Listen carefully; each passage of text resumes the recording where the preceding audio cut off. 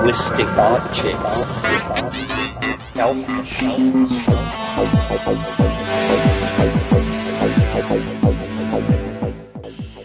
Greetings from Cyberdelic Space. This is Lorenzo, and I'm your host here in the Psychedelic Salon. And in case you're wondering, because of what I said in my last podcast, well, I've never felt better. It's truly amazing what a few days away from this land can do for you. Well, there's a lot I want to cover here in the salon today, so I'll just kind of jump right in. To begin with, today's podcast is being brought to you thanks to a generous donation by Jared F. And by the way, Jared, I really like your email handle too. So thanks to Jared and to all of the other donors who have helped out with some of the expenses involved with producing these podcasts. And I don't want to forget to thank all of you who are promoting the Psychedelic Salon on your websites and pages on some of the various social networks around the net. You old-timers remember, I'm sure, that one of Terence McKenna's mantras was, find the others. And from what I'm hearing from some of you, that's really starting to take place in some strange and synchronistic ways. Now, for our program today, we're going to hear from two people. The first being our old friend, the bard McKenna. Since I've received so much McKenna material from so many people, and since my filing system is essentially non-existent, I'm not sure where this talk came from or when it was recorded. The best I can figure out is that it was given sometime in the early 1990s.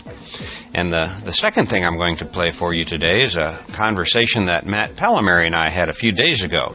And I'll introduce that after we hear the following short talk about shamanism by Terence McKenna.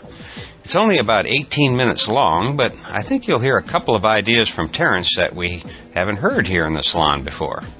So now, here's Terence.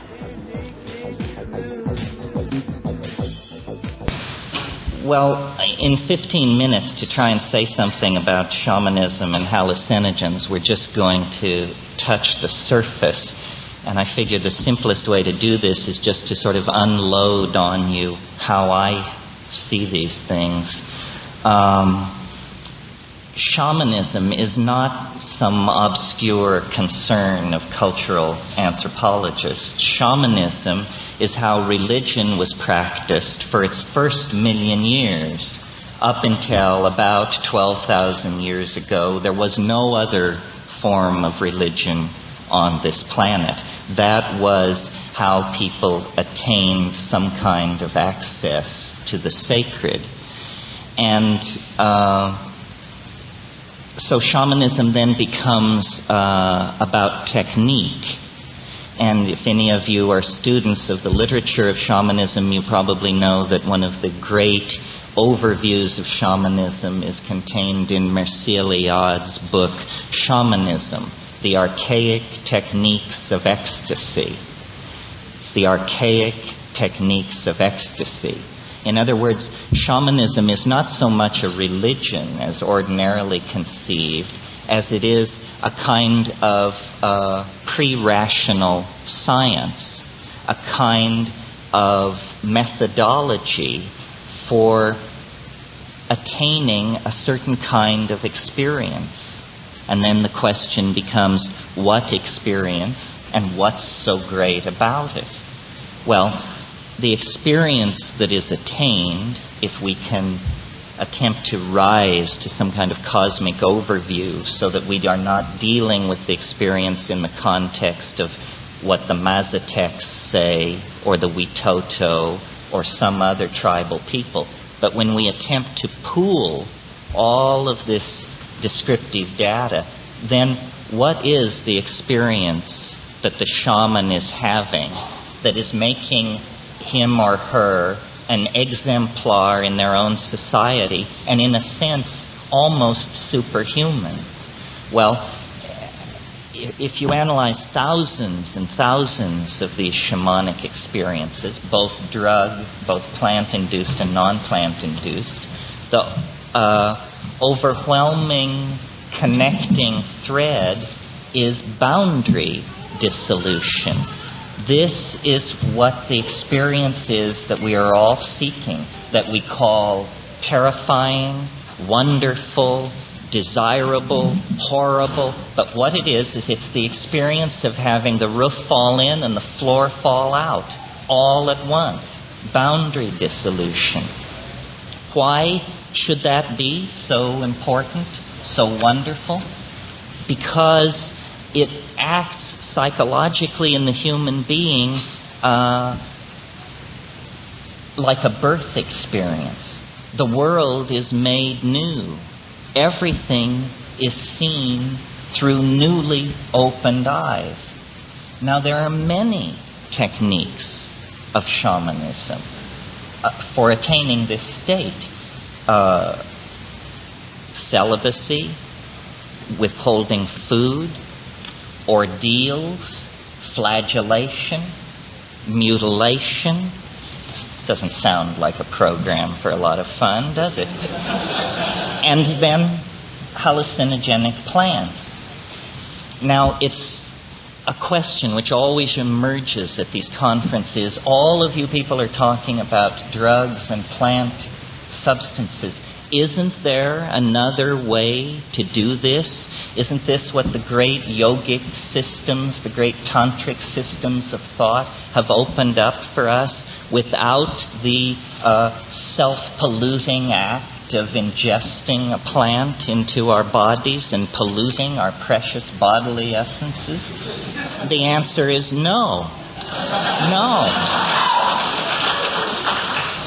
And the further answer is the reason the universe is constructed this way is that so you will be forced to humble yourself into the admission that you can't do it alone. Why should you be able to do it alone? Where is it writ in adamantine that Joe Blow should be able to walk directly into the antechamber of the Most High simply because he or she wants to? Nowhere. The sine qua non, fancy Latin for you can't get along without it, the sine qua non for attaining a psychedelic experience is humbling yourself to the point where you admit that you must submit to the experience of the plant or the drug. This act of surrender is the major technical function you will be called upon to perform during the psychedelic trip. You just keep saying, "Take me, I'm yours. Take me, I'm yours," and it will do the rest. Well, this is much too much to get into in 15 minutes. But why the tension between boundary and boundary dissolution? Why the tension between the closed personal world of reinforced neurotic constructs that we call ordinary psychological health? Why the tension between that and this vastly expanded and open state of being where life, Tao, seems to flow through us? Well, the tension between these states has to do, I think, with the fact that there is a blind spot in the human mind. We do not like to have called to our attention the animate and caring nature of the universe, because the universe is something that we have had to fight our way through to get to our present position. I mean, how many reindeer bit the dust that we could sit here this morning? How many forests were cleared? You see, we have a long history of resistance and conquest to nature, and when we experience the boundary-dissolving qualities of the hallucinogen, we learn what Pogo learned. We have met the enemy, and he is us. And closing that loop then creates a dimension of moral responsibility. And this is why the shaman is a special person, because the shaman has somehow closed the loop of moral responsibility, and in so doing becomes tremendously authentic to the people in the society that is constellated around the shaman. The shaman basically is an exemplar, a model for how to be. Not simply how to be in the psychedelic or the trance state, but how to be in the act of wooing, how to be in the act of hunting, child rearing, so forth. It's a kind of exemplar that bursts through cultural conditioning. Cultural conditioning is like bad software. It's over and over, it's diddled with and rewritten so that it can just run on the next attempt. But there is cultural hardware, and it's that cultural hardware, otherwise known as authentic being, that we are propelled toward by the example of the shaman and the techniques of the shaman. You know, if someone tells you that vast spiritual riches await you if you will but give up sex, interesting food, and your own thoughts for 10 or 15 years and follow along with them, then something will be attained. This is no challenge to most of us because we have our lives to lead, mortgages to pay, children to feed, car payments. But if someone tells you, eat this plant and you will come into your birthright, that's a real existential challenge. The excuse that it's difficult or unattainable has been removed. There can no longer be shilly-shallying around that issue. Shamanism, therefore, is a call to authenticity. Well, then the last point that I want to make, this authenticity is generally presented and has generally been presented throughout the evolution of the psychedelic movement in the United States as a kind of personal integrity, a kind of psychological health, as though you had confronted all your demons and slain them, and you are now balanced or individuated or whole or something like that. That's true. That is the first stage of the shamanic integration. But that is not the goal of the shamanic integration. Otherwise, it just becomes a kind of chemically assisted psychotherapy. The goal is then, having attained that balance, that wisdom, that connection, to then rise up to a level of universal meaning. In other words, to break through the machinery of cultural conditioning in the same way that the shaman does, and to attempt to discover something authentic outside the self-generated language cloud. And to my mind, what this authentic thing is it's hard to know how to put it, but it's the animate quality that resides within the psychedelic experience, that the universal mind is alive, is sentient, is perceiving, is there to meet you when you come through from the other side. So we're not talking about psychedelics as a spotlight to be turned on to reveal the detritus of our own personal unconscious. It is not a spotlight. It is not shining from behind you. It is shining ahead of you. It is actually that the same organizational principles which called us forth into self-reflection have called forth self-reflection out of the planet itself. And the problem then is for us to suspect this, act on our suspicion, and be good detectives and track down the spirit in its lair. And this is what shamans are doing. They are hunters of spirit. Now, anthropology tends to want to, well, place in a museum diorama is too harsh a phrase, but wants to freeze these things in context So they become artifacts. So then we say, well, how do the Witoto think about the shaman? And I've even seen papers, what do the Witoto think of the shaman in winter? What do the Witoto think of the shaman in summer? Well, not only is this a stupid question on the face of it, but since they don't have winter and summer, it's a stupid question beneath the surface. Shamanism does not exist in the same way that other culture-bound institutions exist for us to catalog and reflect on. Rather, this is a case where we played the role of the prodigal son, the descent into physis, the descent into matter.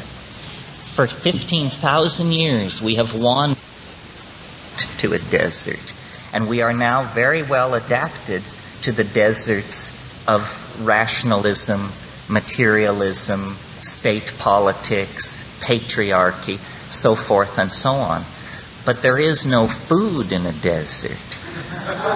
Eventually, there has to be a promised land.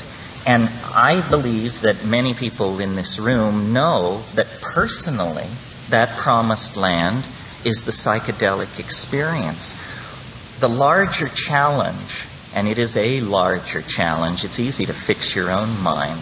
The larger challenge is to somehow make this private doorway a public option. Empower ourselves to speak of this in such a way that it cannot be put down. It cannot be rolled over. It cannot be pigeonholed. It cannot be handed over to a clique of experts. But rather, it has to be confronted as the authentic thing which we lost so long ago that we no longer have any image of the thing lost. We simply have an ache that cannot be gotten rid of. The solution to this is a re-empowering of the shamanic meme, a taking of the idea of shamanism, pouring it into the best our own self-exploration has given to us, which to my mind means art, psychotherapy, and art, and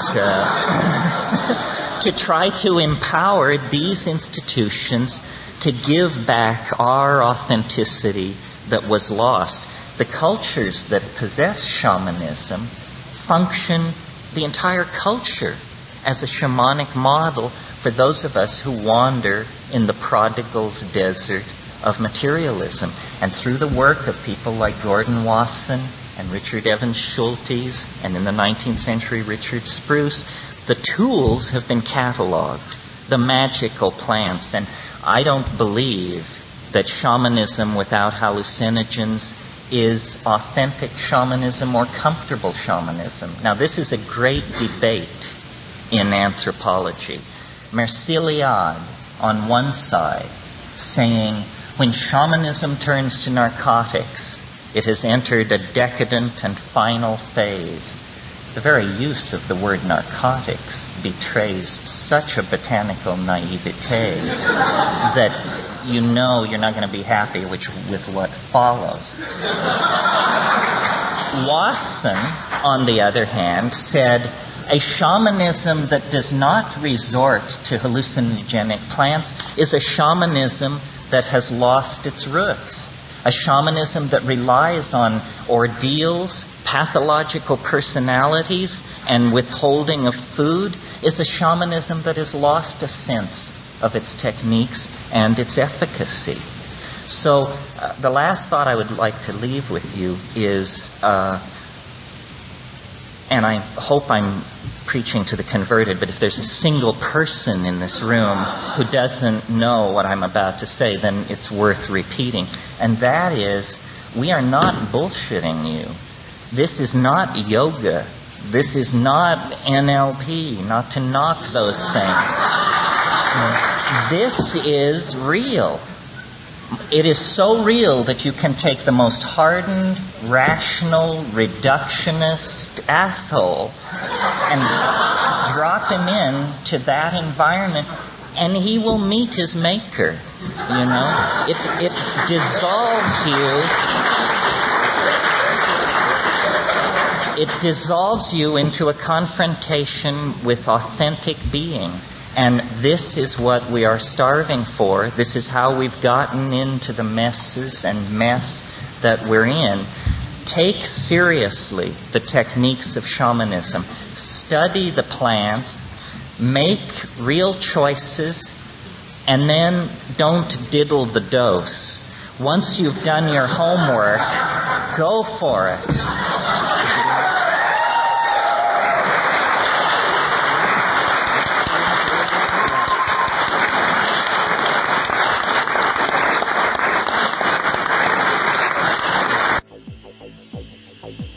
You're listening to the Psychedelic Salon, where people are changing their lives one thought at a time.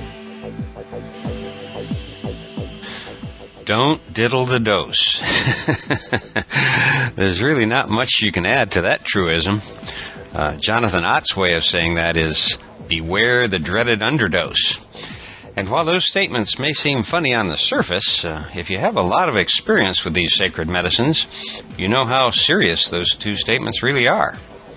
You know, whenever I think of Terence and Jonathan Ott at the same time, one other character also comes to mind, and that's Christian Roche, who you can hear in podcasts number 10 and number 12 here in the Psychedelic Salon.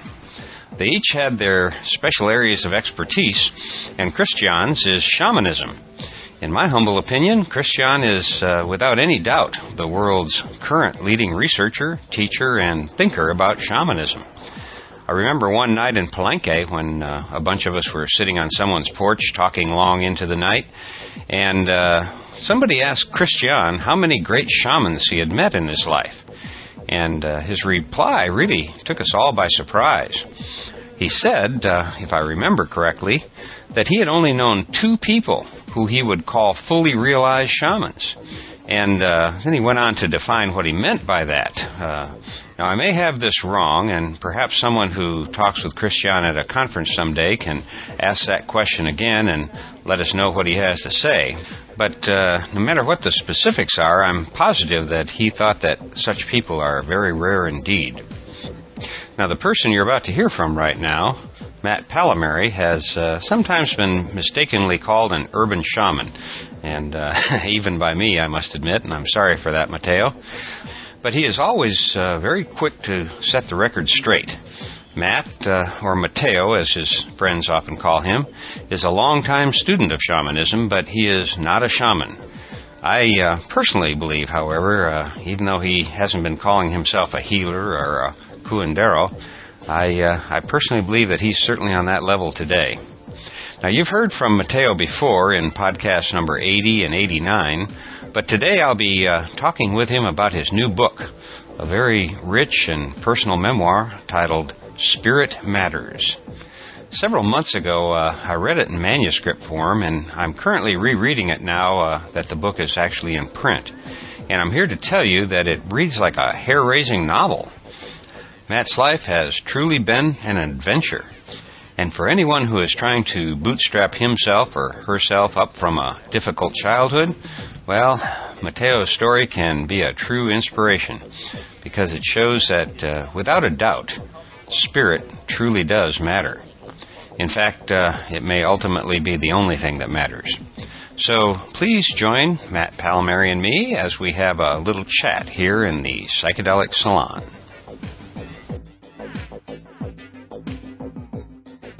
So here we are on a beautiful sunny day in Southern California, overlooking the Pacific Ocean, sitting here in the Psychedelic Salon after having survived a few more adventures in the mountains. And I'm here to talk with my dear friend Mateo, Matt Palomary, about his new book, Spirit Matters.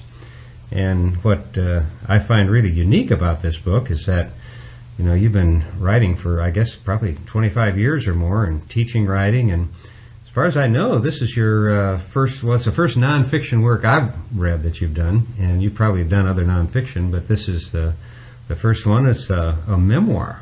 So what prompted that decision? How did you get from Land Without Evil, which I think is one of the most brilliant novels about shamanism I've read, into a reality-based mode.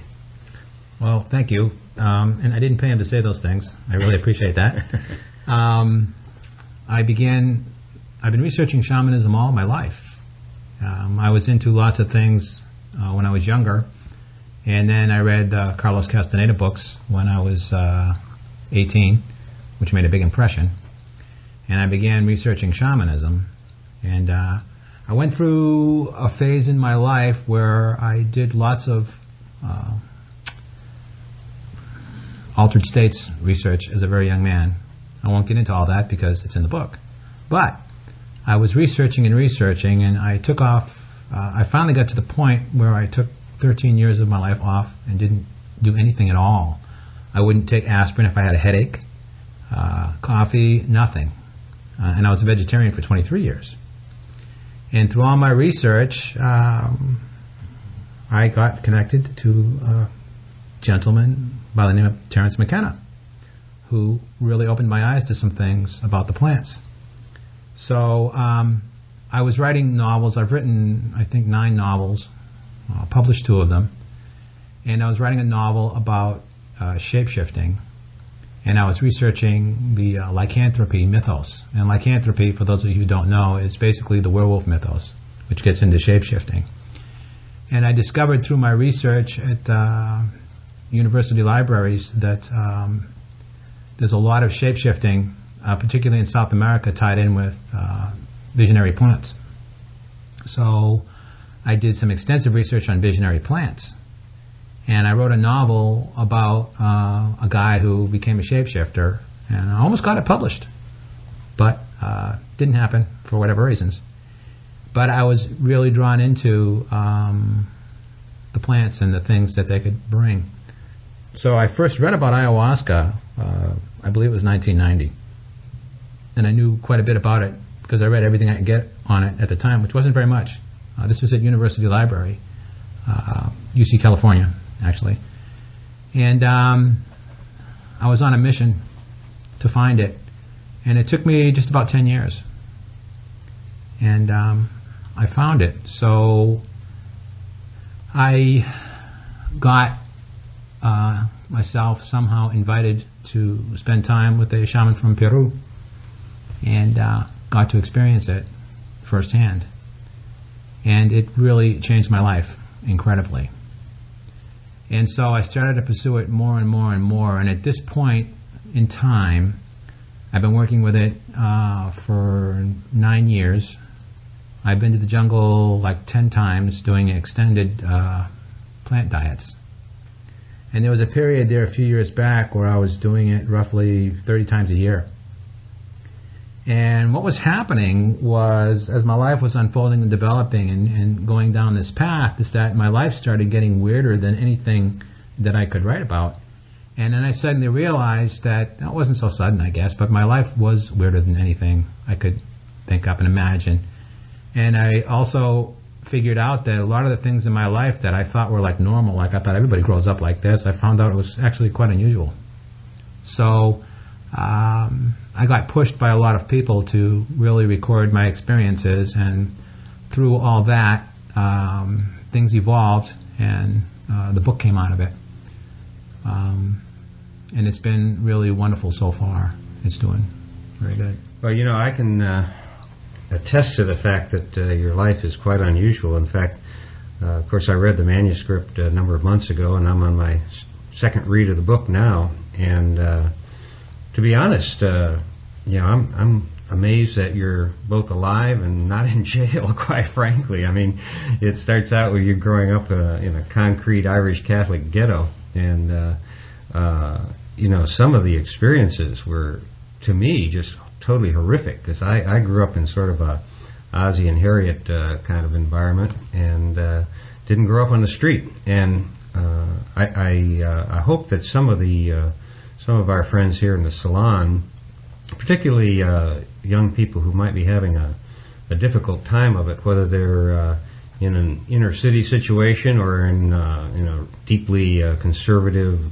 religious family or whatever, you know, we all have our own difficulties going through life, but I think there's a a lot of inspiration here for people to see that spirit really does matter. I don't think we've mentioned the title of the book is Spirit Matters, and for somebody who can go from being a small child and have his father try to burn the house down around him and still be somewhat sane, and I use that word loosely. Thank you. It's an amazing story. Actually, it reads it's a page turner. If I didn't know it was nonfiction, I would think it's one of your better novels. So it's got to have been pretty painful. How did going through all those old memories affect you? It was fascinating because part of the journey with ayahuasca and plants is figuring out who you are and why are you here. So as part of my process, working and going through my life, it was fascinating because I remembered things a certain way, and then you recall the memory, and then you suddenly realize that you really find out kind of full of shit. Because, you have a memory, you get in a fight when you're 16 and you think, I took on a gang of 20 guys or something, and you realize, well, gosh, now you're an adult. Well, okay, it was really 2 guys, not 20. As a kid you tend to exaggerate and blow things out of proportion. So you made me think of a couple of things when you were asking this question and when you were talking. One of the things I want to mention is that I make a joke with my wife, why do you do this and why do you do that? And if I perform, like I drum and sing. And I always say, it's all for you, baby. So this is all for you guys out there, you guys and gals. And I mean a few things by that. One of the things I mean is that I've gone through some really dark places. And I've done that so other people won't have to do that. And people were telling me for the first few years I was going to the jungle, you're going there for us, and I didn't quite get it. But now I got it. So one of the underlying themes of Spirit Matters is that it's a map. And it's a guide. And I'm way out on point. The whole thing about am I sane or not, that's right. It depends on who you ask. But I'm on point. And I've had a lot of experiences and some very hard things I've gone through. And people tend to live vicariously through me. And I'm hoping that everyone who reads the book can live vicariously through me and avoid, actually probably literally avoid the bullets at a few points, so they won't have to go through it. So, altered states of consciousness are fascinating, and they're part of life and they're part of experience, and if they're here for a reason. So there are some substances which, in my humble opinion, are not good for you. And I'm just kind of paraphrasing here, but, crystal meth, crack cocaine, heroin, obviously, don't get you to a good place. You take something like LSD or mushrooms or ayahuasca, and if you take those with the proper respect and you put a good intention behind them, they're really wonderful tools. They're psycho-spiritual tools. When I go to the jungle, I tell people I'm going to church and I'm going to listen to Mom because Mom's going to give me some lessons. So anything has the potential for abuse. And one of the important things about doing these medicines, particularly ayahuasca, and I'm rephrasing this, repeating myself, but is the intention that you put behind it.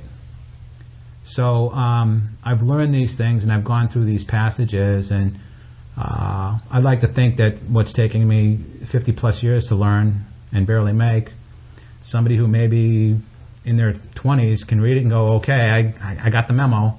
So they can avoid all that, and then they can jump ahead much quicker. So somebody could be, for argument's sake, they could be 24 and maybe be close to where I am in their advancement and not have to do all the things that I've done. That's a really good point. That, and of course, that's one of the reasons we read and listen to stories so that we don't have to go through some of these things. I know some of the stories, and I don't know if everybody in the salon knows this, but I used to be a lawyer. Well, I guess I still am. I still have my license to lie, at least in the state of Texas.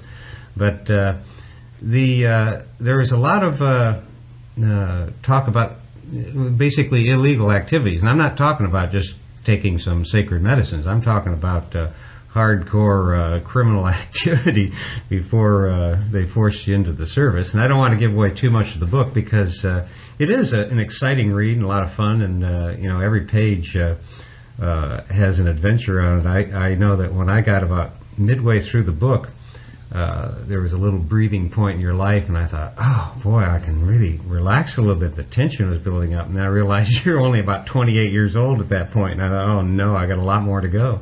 So, but all of the stories, you've been very frank, very open about it, and being a lawyer, I'm well aware that all the statutes of limitations have passed, so you're not exposing yourself to anything there.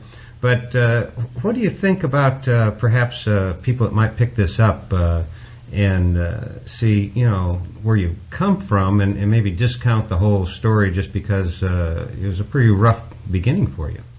Well, for one thing, it's their loss. I agree with that. But it's good you made me think of something else. And part of this whole process, particularly working with ayahuasca, there's a term that Carl Jung coined. It's called individuation. And essentially, we are a cast of thousands. Whether it's, okay, I'm hungry, I'm horny, I'm pissed, I'm going to kill you, I love you. It's all these different aspects of ourselves. And when you get into psychological things and traumas, we tend to get somewhat splintered. The worst extreme cases are multiple personalities, which are pretty much, I think, 100% all brought about by molestation. And what happens at a young age when you go through a horrible experience like that? Now you're talking about in addition to just not just sexual molestation, but mental. I think they're all sexual. Oh, really? Yeah.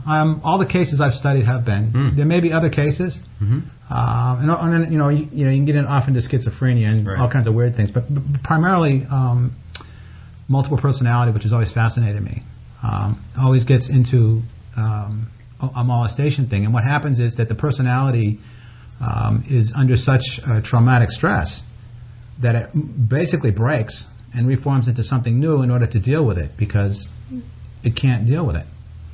So when you go through this process, if you continue at it, you begin to look for the lost parts of yourself and basically bring them home.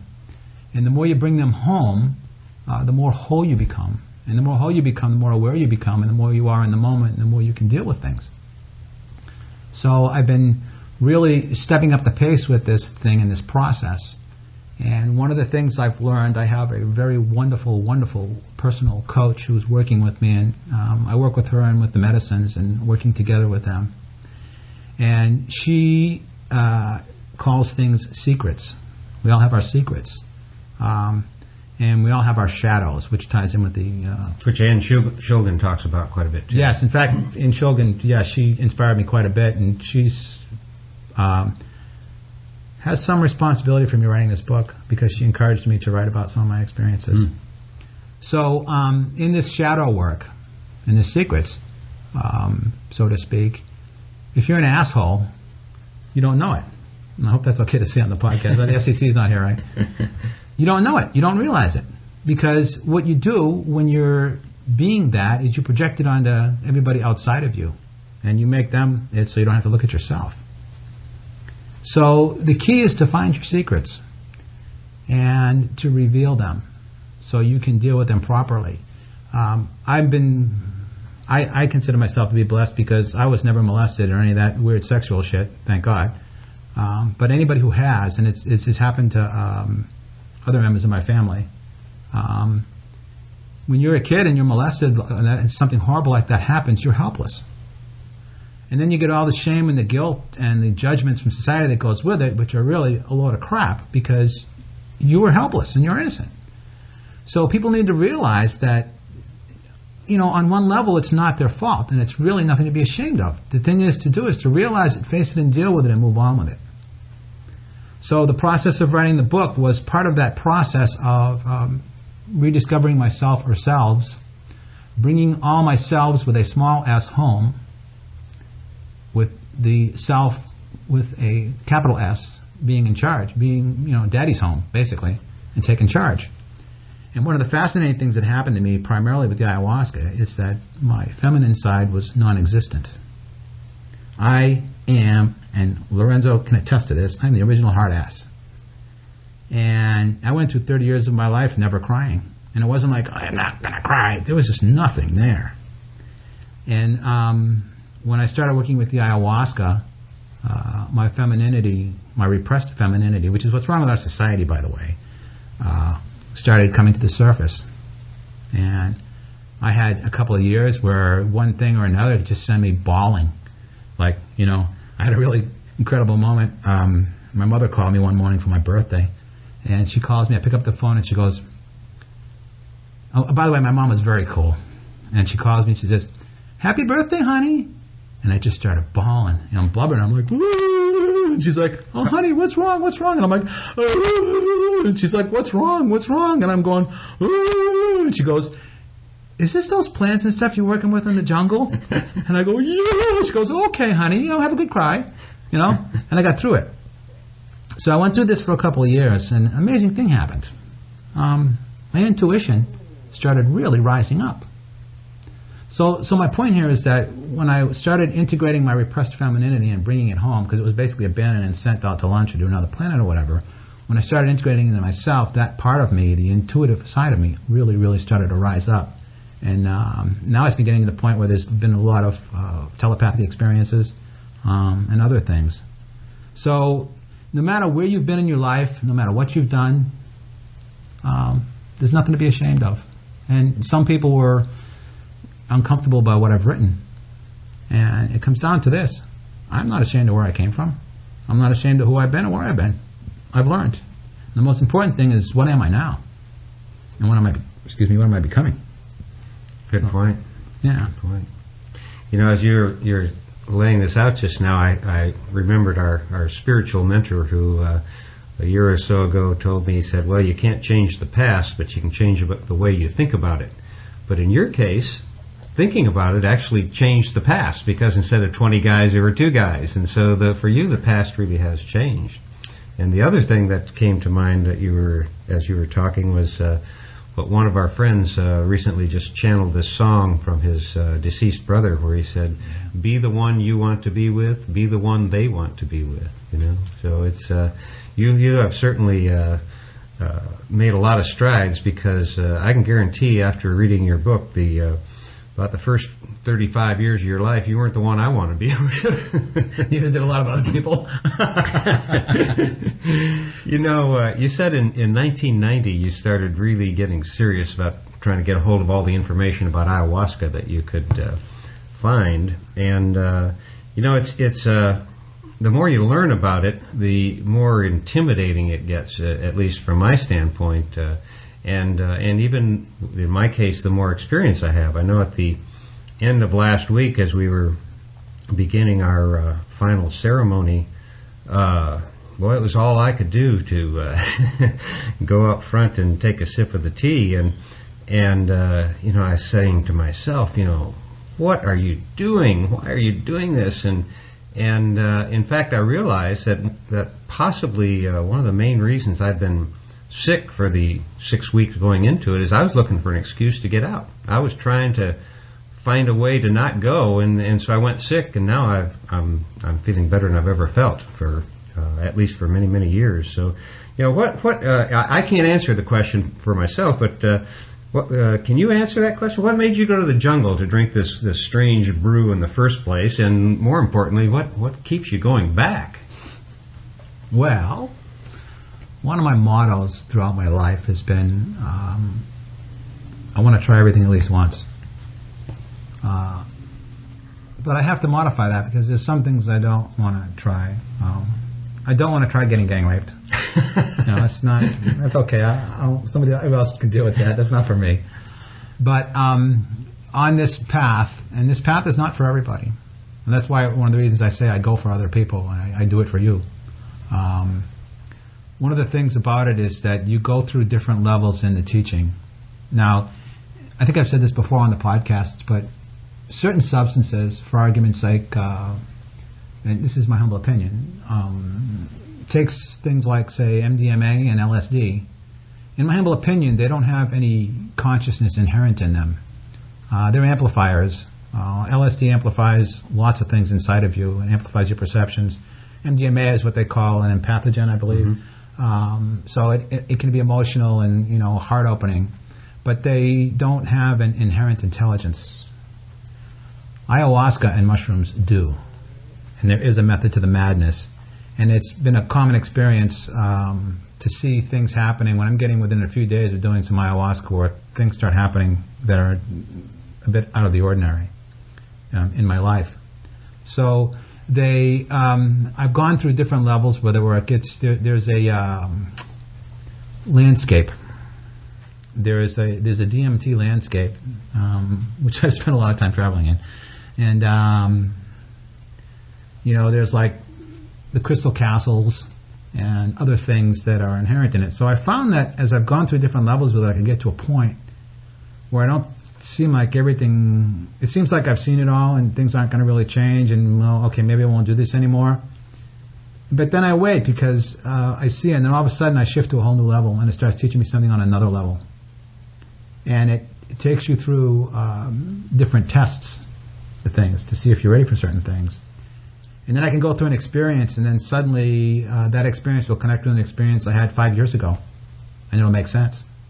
And it gets into the thing about time travel. That's what I call it now. Because think about this. If I remembered being in a gang fight, it was 2 guys, and I said I was 20. Well, that's the content of that experience. Content, that's what is within it. But when I'm further up the road and I go back on it, I'm looking at it in context, which is the bigger picture. So when I realized that I was in an argument, I got in an argument with this guy and I got in a fight, right? And he was an idiot. And then I find out 20 years later that I was an idiot too, right? And that's why I ended up in the fight in the first place. Then I think, oh gosh, it's not. I was responsible for part of that. I have to take responsibility for my part in it. So then the whole experience changes because what I thought of as the past changes, and I realized that, well, guess what? There were 2 assholes there instead of 1, right? So I've changed the past, which changes me now. That's what we do. So it's been this progression of teaching and learning and learning how to heal myself and others. One of the definitions of shamanism, I think there's even a book with the title, is shamans are called the wounded healers. And you learn to heal others by learning to heal yourself. So some of the hellish experiences I've gone through, I've had people come to me for a healing, and they're going through the exact same experience, and I'm totally with them because I know. And it gives me the ability to heal them because I understand the dynamics, because it's a path I've already passed over. So the jungle is really, truly, it's just an amazing place to submerge yourself in nature, no cell phones, no electricity, no electromagnetic pollution in the air. And you're just surrounded by nature, trees and plants and, birds and animals and jaguars and, lions and tigers and bears. Oh, my. Not really in the jungle down there, but, And aren't you pretty much isolated the whole time? It's Yes. very solitary during the day? Yes. The main group I've gone down with for 9 years goes to a camp that's in virgin jungle that the shaman has. And it's it's a tributary of a tributary of a tributary of the Amazon. Might even be one more tributary there. But anyway, we stay in our own open-air huts called tambos. And you spend most of the time there alone. And they bring you your food twice a day. And I think I've talked about this before. It's a very restricted diet, so I won't get into those details. Listen to the other podcast, whatever it is. You'll find me on there on Matrix Masters. But you spend most of the time alone, and for me, I'm a bit of an extremist. So the whole line of the tambos I have, it's mine. It's reserved. It's mine. I have the very last one. So there's nothing but jungle on the other side of me, and I wouldn't have it any other way. So you spend most of the time alone there, and then you meet roughly every other night for an ayahuasca session, and you work with other plants. But you spend your time alone, just surrounded by and the jungle's noisy, very noisy. There's animals and bugs, and I've had a jaguar a few times down below my tambo. I got them on tape. It's a very, very noisy place, but you get into it, And you see, in shamanism, in life, everything is energy. So if you're around a bunch of cell phones and automobiles and all this stuff, there's all this unnatural energy that's in the air. And then even to the point of the energy of sort of even, for lack of better words, physical pollution like air pollution and water pollution and all that. You go to the jungle and you go on a cleansing diet and you immerse yourself into the vibration of nature, which is the vibration of Mother Earth, which is very pure. And you're by yourself. And if you have issues, if you're being an idiot, you can't project it on anybody but yourself. So you're forced to be with yourself. And you can't run and you can't hide. You got to deal with it. So it's always been for me very, very energizing. And each time, Lorenzo, you remember the very first time I went, our facilitator looked at Lorenzo and kind of gave him a funny smile and basically said, say goodbye to Matt because he ain't coming back. And sure enough, kind of I came back Mateo and, it's ongoing. That while we're talking about the experience in the jungle, and we did cover this in a couple other podcasts, but just a brief word because we use the word diet, I think, in two different ways. There's the diet in preparation for the experience, and then you've been using the word plant diet. And just so that those that are just joining us for one of the first times here in the salon know that when you go to the jungle experience, there's essentially 5 nights of ayahuasca, and every other night, and the alternative days you use different plants. You want to just say a little bit about that? That's what I assume, are calling the plant diet. Yeah, in the diet, in Spanish it's the dieta, and the jungle in Spanish in Peru is la selva. So it's the dieta en la selva, and it's a diet in many ways, because the fact that you're removing yourself from civilization and commerce is one level of dieting. And then I'll just touch on the diet briefly here. It's basically, no soap, no shampoo, no scents of any kind, no mosquito repellent, nothing. And then you basically get oatmeal, quinoa, which is a protein-rich grain that the Incas used from Peru, rice, plantanos, which are baked or boiled bananas that taste like cardboard and get gagged trying to get them down. There's no salt, there's no fruit, there's no vegetables. And then every 2 or 3 days you get a piece of chicken or fish. Now all the grains are prepared just with water. And the chicken and the fish is basically just cooked on fire. And that's it. And no salt, for 10 days. And then there's a plant called guayusa, which is very sweet. The closest I could describe it as eucalyptus, but it's not eucalyptus. And every morning they bring you the crushed leaves of that, and you take a plant bath. And then you're taking all these grains and stuff, and you're drinking these plants concoctions, and you're cleaning yourself out on all levels. And the jungle is tropical, it's humid, so you're sweating. So you do all these things, and they bring the food to you. And then in conjunction with the ayahuasca, you'll get another plant that you drink every day. So you'll get basically it's like a half-gallon pitcher of a particular plant that you're working with. And these plants all work with the ayahuasca. They say ayahuasca is the mother of the plants. And then these other plants, and in the Peruvian shamanic tradition, these plants, each one is a spirit. And these are the spirits of the jungle. So you take this same plant every day, and then you take ayahuasca every other day. And it brings you through psychological and physical challenges. Sometimes they're not as challenging. Sometimes they're really hard. But you go through these ordeals. And during this time, you're there, which is basically 10 days. There are longer ones, but 10 days is really long. Enough. But you go through these experiences. And what happens is your whole cycle of life gets turned on its head. You can be up all night and sleep all day. And the boundaries between waking and dreaming blur. And you have amazing dreams. I've had dreams that were more real than real. I won't get into it. You got to buy the book for that. But you change through this whole psychological thing, and you're immersed in the jungle, in this dieta. So the dieta is keeping you to yourself away from everything else in order to go through a period of self-exploration or physical. Some of them are just for strengthening the body, different parts of the body. Some of them for different psycho-spiritual experiences. And you do it for 10 days. And then at the end of the 10 days, the first thing you do is you take a pinch of salt. And they call that pinch of salt the gateway back to this reality. Interestingly enough, I'll give a plug for the Entheogen Review here. I was doing these dietas now, like I say, for 9 years. And I read a wonderful article some years back in the Entheogen Review, and they talked about a study that they did with rats. And they deprived them of salt for a period of time, and then they gave them salt, and it stimulated neuronal growth in the brain.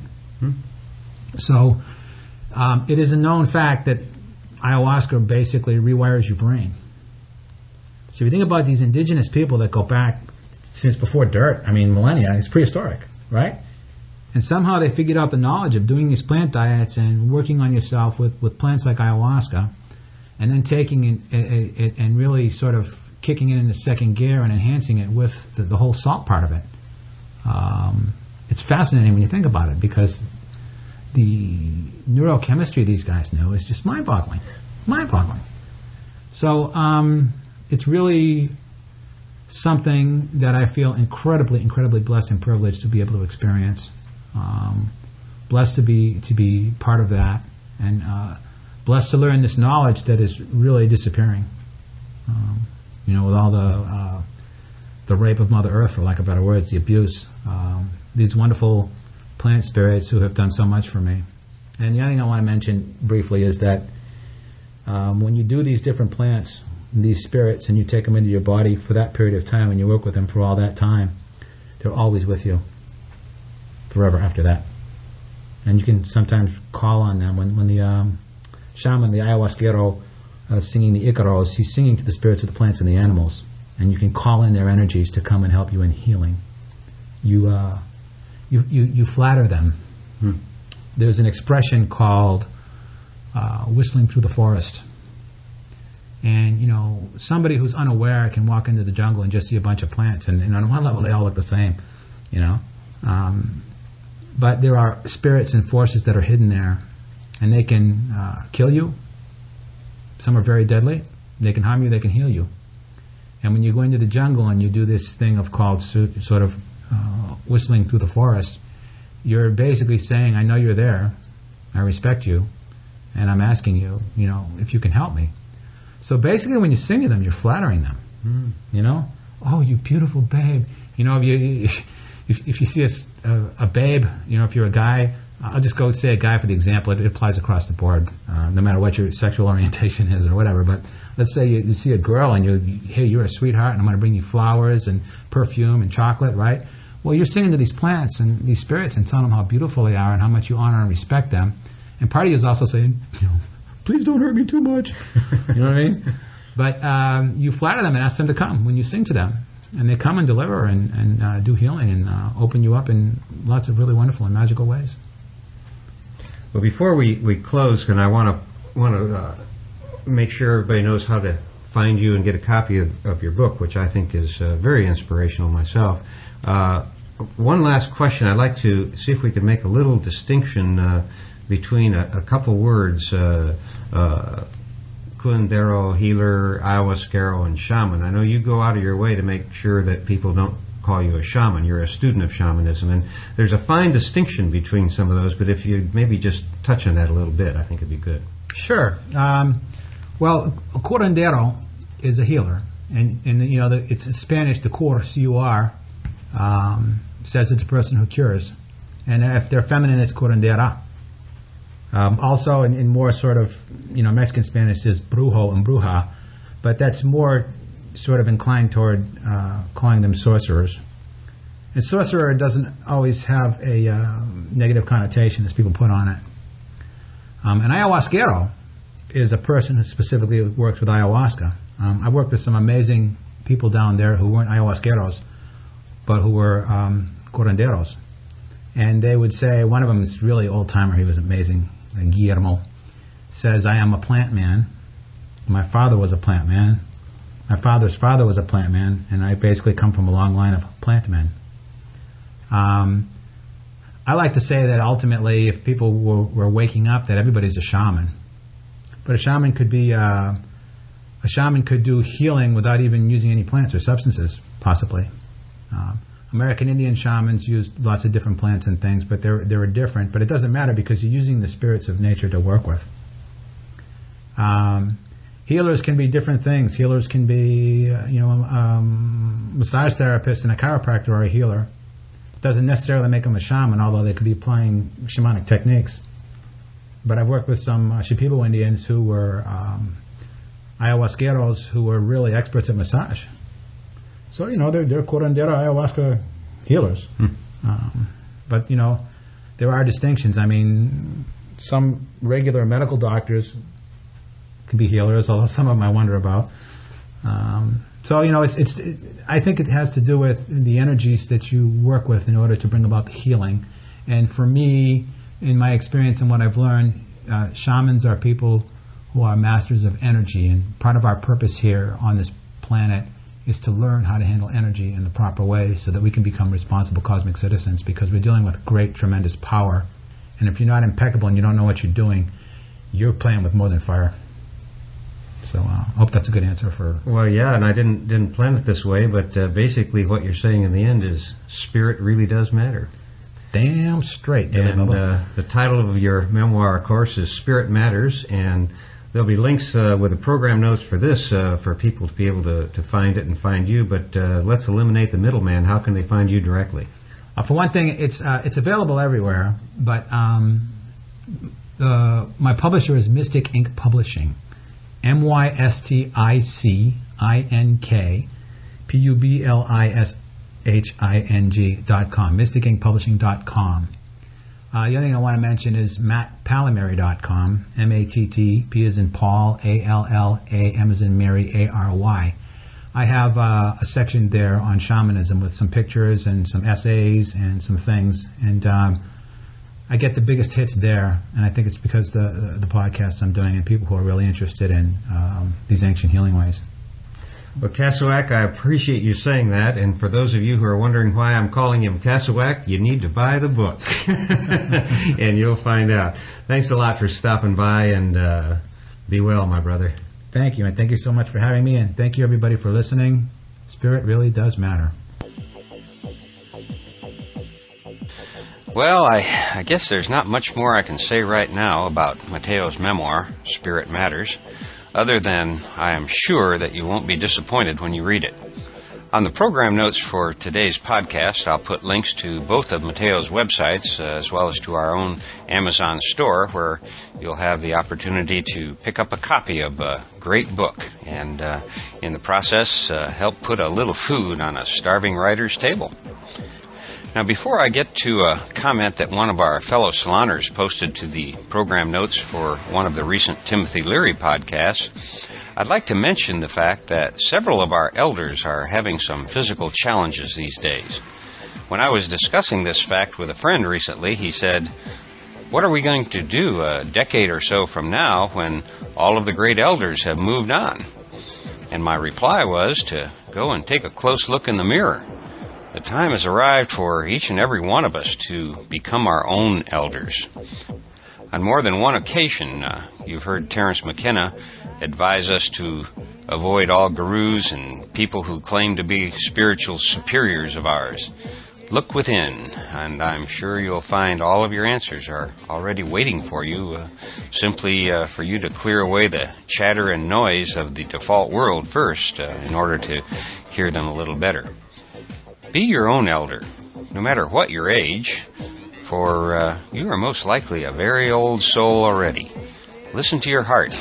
It's not going to lead you astray, but your head might. So maybe it's time to pay more attention to your instincts and less attention to what other people are saying.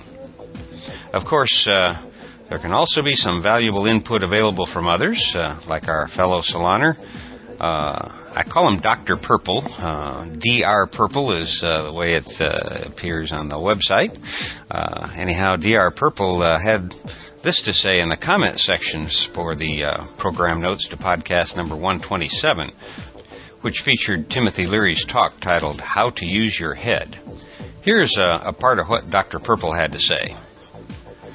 The negative side of Leary, or anyone else for that matter, usually tends to be those things which people don't like about themselves, or a bit of hypocrisy here or there. Toward the end, Leary embraced lots of things technological. He saw the spiritual side of cyberspace or mind space or wherever it is we are when we're connected with each other through this medium. He was despised by normals and straight people in the same way the pastor of Barack Obama's church, Reverend Wright, is vilified. Taken out of context and twisted so as to be misunderstood, Leary was constantly vilified. He embraced socialism and libertarian socialism and cooperative anarchism, so mainstream Republicans and Democrats would never fully understand his liberated mind. But at the deepest level, he was about individuals having the right to free thought and free expression. It wasn't about what the government, your neighbor, or even your wife wanted. It was about what you chose, and it was you who were responsible for your own choices. I think that is right on target, Dr. Purple, and runs along the lines of what I was just saying about being your own elder. Dr. Purple goes on, I was introduced to Leary at a time when I was deeply anti-capitalist, and the Leary I discovered in the early 80s was that of the late 60s and early 70s. The Leary I discovered in the late 80s was far more capitalist, mainstream, wired even, with more of a San Francisco live and let live while we prosper off selling neat stuff sensibility. Like all of us, he was a highly complex person. So what we see in appearances and through his late writings aren't the real him that his friends knew and loved. In this way, I think Terence McKenna is different and special. I think his public persona and his private one were somewhat uniquely the same. I don't think most of us are willing to do this, nor do I think it's a good idea. Look at the shit Leary went through. Or, as Lorenzo said in a recent podcast, there are consequences if you put your name to stuff on the internet. It doesn't go away. Ironically, there are some Google searches I can do on myself and see that I completely disagree with my 1984 self, but admire my 1989 self. Wow, I digress. Hopefully you get my point. Leary is a good resource for some views on the psychedelic experience and how it can be enjoyed in a religious or spiritual context. I'd go further. In any area of intelligent inquiry, the psychedelic experience can yield fruit. Religious, spiritual, scientific, artistic, emotional, ecological, sexual, economic, or philosophical, etc. I think many of us can agree, Dr. Purple, and thank you and all of the other saloners who are adding your voices to our psychedelicsalon.org blog and to our forum over at thegrowreport.com. One last thing I want to cover today has to do with thinking for yourself and questioning what passes for authority in this bizarre comedy we're currently living through. At about the same time as I received a message from David C. about a bogus Salvia divinorum story, there was a front page story in our local newspaper about a marijuana research study that's about to get underway here in San Diego. You probably noticed that I just now used the word marijuana instead of cannabis, which is the word I normally use to describe my most dependable ally. As you know, the word marijuana was used as a pejorative by Henry Anslinger and his band of goons when they launched the anti-human organization currently known as the DEA. Now, I want to briefly mention this new study simply as an example of what maybe you should be looking for if you ever are inclined to volunteer for one of these new drug research studies that seem to be popping up with ever greater frequency lately. This particular study, according to its principal researchers, is designed to better understand what they are calling, right up front, marijuana addiction. And what do I find so offensive about this study, you ask? Well, to begin with, where is there evidence that cannabis is even addictive? Can it be habituating? Most certainly. But addictive, I think not. You can go to the medical dictionaries yourself and look up the definition of addiction, so I'm not going to waste your time on semantics right now. But I do want to focus on just one aspect of their definitions, and that goes something like this. Dependence on the subject considered addictive is at such a point that stopping is very difficult and causes severe physical and mental reactions from withdrawal. So let's look at the withdrawal aspect for a moment. Years ago, when I first began participating in ayahuasca circles, I learned that the diet I was to follow in the week or so before the experience included the abstinence from cannabis and from coffee, which, of course, is the delivery mechanism for the drug caffeine.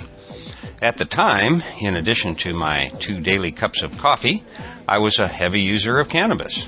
So I quit the 2 cold turkey. And I'm here to tell you that giving up cannabis didn't even bring on a single hiccup. But caffeine withdrawal was something completely different. And for you scientists out there, yes, I have now experimented with going cold turkey on each of them separately after using only one of them regularly for several months. And each time, I had absolutely no withdrawal symptoms from discontinuing the use of cannabis. But when I cut off my coffee, I not only had severe headaches for days afterwards, I was also up for most nights with severe leg cramps. What I'm getting at here is the fact that this new study uses for its starting premise what I consider to be a completely bogus position, and that is that cannabis is addictive. I simply don't buy it. But when you look at the credentials of one of the principal investigators, you see that she has built a long and lucrative career out of being an expert on addiction, which to me confirms that old saying that when the only tool you have is a hammer, then every problem looks like a nail. My second objection to this study is the source of its $4 million funding, the National Institute on Drug Abuse. Need I say more? We already know what their agenda is, and that's to promote alcohol, caffeine, and cigarettes, and to denounce any drug that can't be patented. And by the way, if you volunteer for this study, I hope you realize that you will most likely be required to turn over your complete history of drug use to someone whose salary is being paid by the National Institute on Drug Abuse. Now, I don't know about you, but that's one database I'm not too wild about being a part of. So think long and hard before you jump into one of these research studies, because they all aren't created equal. Now, to end on a more positive note, there is a study that I've been peripherally associated with since it began, and that is Dr. Charlie Grobe's psilocybin research with patients who are fighting advanced stages of cancer. As you know, my wife was Dr. Grobe's research assistant when he began the study. And last week you heard from Alicia Danforth, who is now working with Dr. Grobe to complete the study. The good news is that they have now recruited the final 2 participants in this first stage research program. The bad news is that the study has completely run out of money. I was visiting with Dr. Grobe the other day, and he told me that he has now exhausted the last little pockets of funding that were allocated to the study and doesn't have the money left to pay for the statisticians and other people required to complete his report to the FDA. In fact, my guess is that he's even having to pay some of the final session expenses out of his own pocket. So I told him that I would put out a plea here in the salon to see if any of our fellow saloners know a philanthropist or 2 who could help him out. I do know that if we could handle the administration of it, we could probably collect enough $5 and $10 donations here in the salon to help him complete the study. But unfortunately, the world of grants and psychedelic research still isn't organized to handle a lot of small donations. So if you know of someone who could donate $5,000 or more in one chunk, well, please have them contact Dr. Grobe directly or let me know, and I'll put you in contact with him. And you can find Dr. Grobe's contact information on the website you'll be sent to if you type www.canceranxietystudy.org. That's all one word, canceranxietystudy.org, into the address box on your browser. I I realize that for almost all of us here in the salon, the sum of $5,000 is far more than our expendable income for the year. You know, there aren't many people in that league, but on the outside chance that you happen to know somebody who could help, I really would appreciate you passing this information along to Dr. Grove. Well, I guess that's about it for today, and as always, I want to close by saying that this and all of the podcasts from the Psychedelic Salon are protected under the Creative Commons Attribution Non-Commercial Share-alike 3.0 license. And if you have any questions about that, just click the Creative Commons link at the bottom of the Psychedelic Salon webpage, which you can find at psychedelicsalon.org. And that's also where you're going to find the program notes for these podcasts. And for now, this is Lorenzo signing off from Cyberdelic Space. Be well, my friends.